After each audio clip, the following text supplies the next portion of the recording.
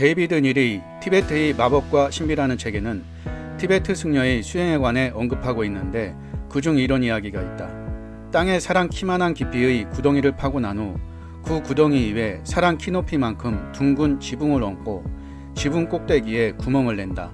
구덩이 바닥에 수련자가 가부좌를 틀고 앉는다.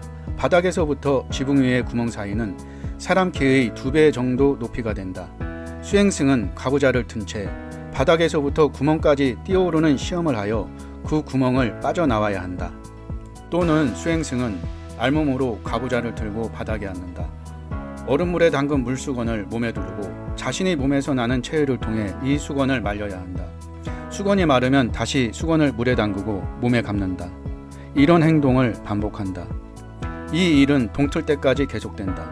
제일 많이 물수건을 말린 수행승이 승자가 된다. 젖은 수건을 말리는 것 외에도 수행승들이 몸에서 나오는 열을 측정하기 위한 다양한 시험들이 있다. 그중 하나는 눈 위에 앉아 열을 발산하여 눈을 녹이는 시험이다. 눈이 녹은 양과 깊이로 수행승의 능력을 측정하는 것이다. 티베트 여행에 관한 데이비드 닐이 책을 읽은 하버드 의대 내과 교수인 벤슨 박사는 티베트 승려를 대상으로 과학적 연구를 하고 싶은 욕망을 느꼈다. 만약 데이비드 닐이 언급한 것이 사실이라면 전혀 새로운 과학적 연구에 장을 열 수 있지 않을까. 이후 달라이 라마의 허가를 받은 벤슨 박사는 여러 수행승들을 대상으로 신체에서 일어나는 일들을 과학적으로 측정할 수 있는 기회를 얻게 된다. 이번 시간에는 명상의 뇌과학 시험 시 나타나는 고주파 감마파와 부정적 감정의 치유 및 충만한 행복감에 대해 공부해 보도록 하겠습니다. 마음 대 뇌, 마음을 훈련하라. 뇌가 바뀐다. 장영갑 저 불광출판사 발행. 행복감을 갖기 위한 뇌 훈련. 매튜 리카르는 프랑스 출신의 분자생물학 박사이면서 티베트 불교에 입문하여 수행승이 되었고 달라이 라마와 서구의 과학자를 연결시키는데 큰 역할을 해온 과학자 출신의 승려이다. 매튜 리카르를 비롯하여 8명의 티베트 승려들도 데이비슨의 실험실로 가 뇌파와 뇌영상 연구에 참여하였다. 이 연구에 참여한 승려들은 닉마파와 카규파 전통의 명상을 15년 내지 40년에 걸쳐 시간으로 치면 1만 시간 내지 5만 시간 이상 수행한 스님들이다. 대조군의 10명은 과거의 명상 경험이 전혀 없는 자원한 학생으로 연구에 들어가기 전 일주일 동안만 명상 수련을 받았다. 수행승과 학생들은 256개의 전극이 있는 감지기를 부착하고 잠깐 동안 명상에 들어가도록 한다. 데이비스는 매우 빠른 주파수를 보이는 감마파를 뇌파 활동에 있어서 가장 중요한 것으로 간주하여 이 뇌파의 측정에 특별한 관심을 쏟았다. 먼저 두 집단에게 어떤 조건도 없는 무조건적 자비명상을 하라고 요청한다. 무조건적 자비명상이란 모든 살아있는 생명체를 위해 무제한적으로 온갖 자비의 마음을 베풀어주는 수행을 말한다. 이 실험에 참여한 두 집단 모두에게 무조건적인 자비 수행을 통해 고통받고 있는 무생명체를 위해 무한한 자비심의 발로 상태로 마음을 집중하라고 한 것이다. 연구자들은 스님들의 뇌파와 학생들의 뇌파가 판이하게 다르다는 것을 발견하였다. 가장 두드러진 것은 스님의 뇌파 검사에서는 매우 빠르게 움직이는 강력하게 활성화된 감마파가 나타난다는 것이다. 그러나 명상 초보자인 학생들에게서도 명상 동안에는 휴식 기간에 비해 약간 상승된 감마파가 보였다. 그렇기는 해도 스님들이 보여주는 감마파는 데이비슨이 그동안 건강한 일반 사람들을 대상으로 관찰해온 어떤 감마파보다 훨씬 더 강력한 파형이었다. 실험에 참여한 리카르 박사의 뇌파는 과연 어떠했을까?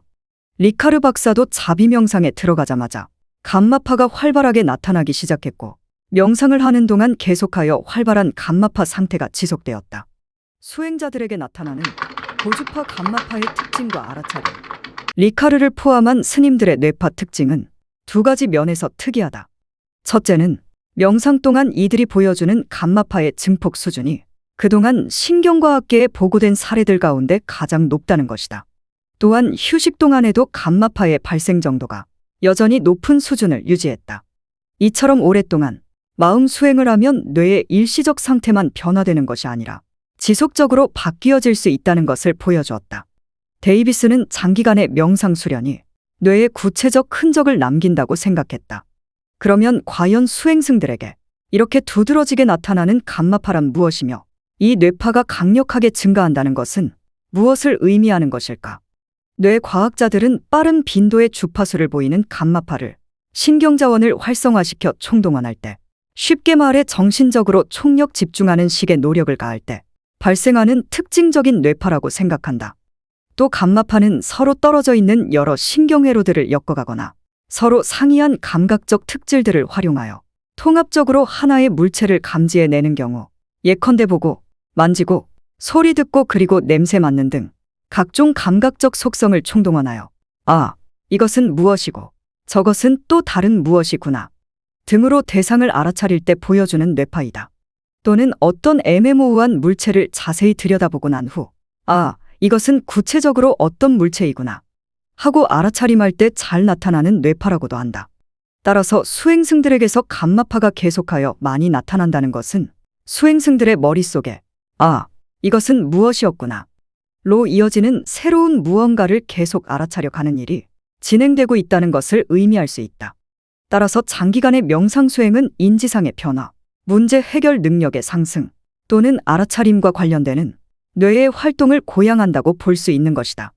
매우 흥미로운 점은 명상 수행 전에는 수행승과 학생 간을 비교하면 감마파 수준에서 수행자가 학생에 비해 약간 더 높았지만 자비 명상을 시작하고 난 후 또는 명상과 명상 사이의 휴식 기간 동안의 감마파의 높이는 수행승들이 학생들에 비해 월등 더 높았다는 것이다.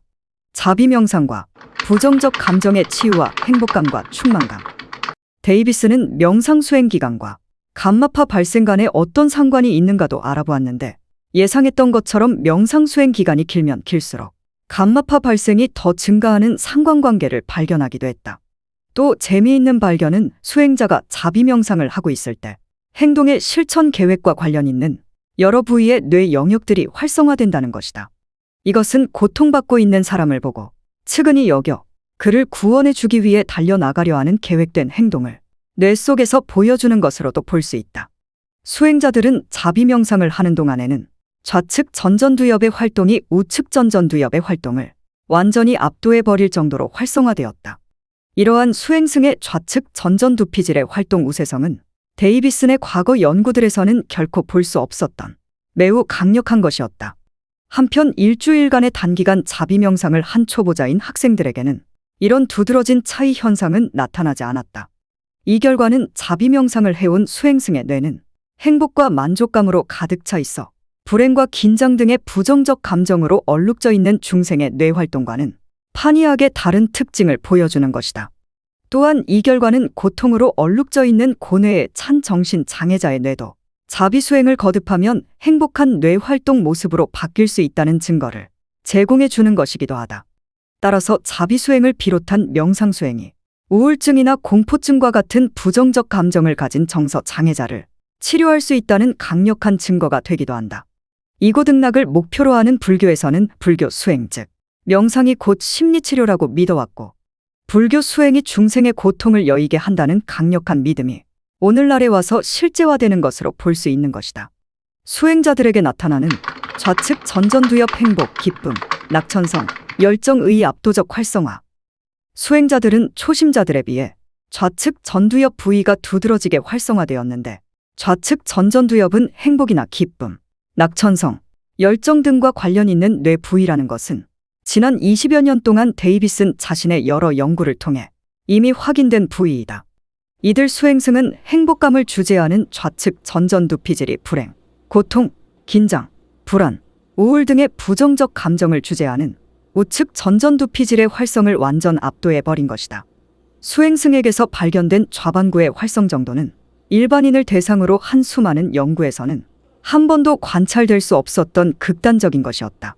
그러나 일주일간의 단기간 명상 훈련을 한 초보자들에게는 이러한 두드러진 현상이 나타나지 않았다. 그러나 데이비슨의 또 다른 연구에서는 2달 즉 8주간의 마음챙김 명상을 수행한 일반 회사원에게서도 좌측 전두엽에 두드러진 우세 현상을 관찰했다. 데이비슨의 연구는 자비 명상 수행이 모성애, 공감, 그리고 남을 도와주려는 욕망 등을 일으키는 여러 뇌 부위들을 활성화시킨다는 신경과학적 증거를 제시한 것이다. 이런 발견들은 명상이 우리의 마음을 지배하는 뇌 부위들의 기능을 지속적으로 변화시킬 수 있음을 보여주는 것이고, 명상과 같은 마음의 훈련을 통해 평화, 행복, 자비와 같은 가장 이상적인 마음 상태에 이를 수 있고, 이를 지속시킬 수 있다는 불교의 가르침이 현실적으로 이루어질 수 있음을 보여주는 것이다.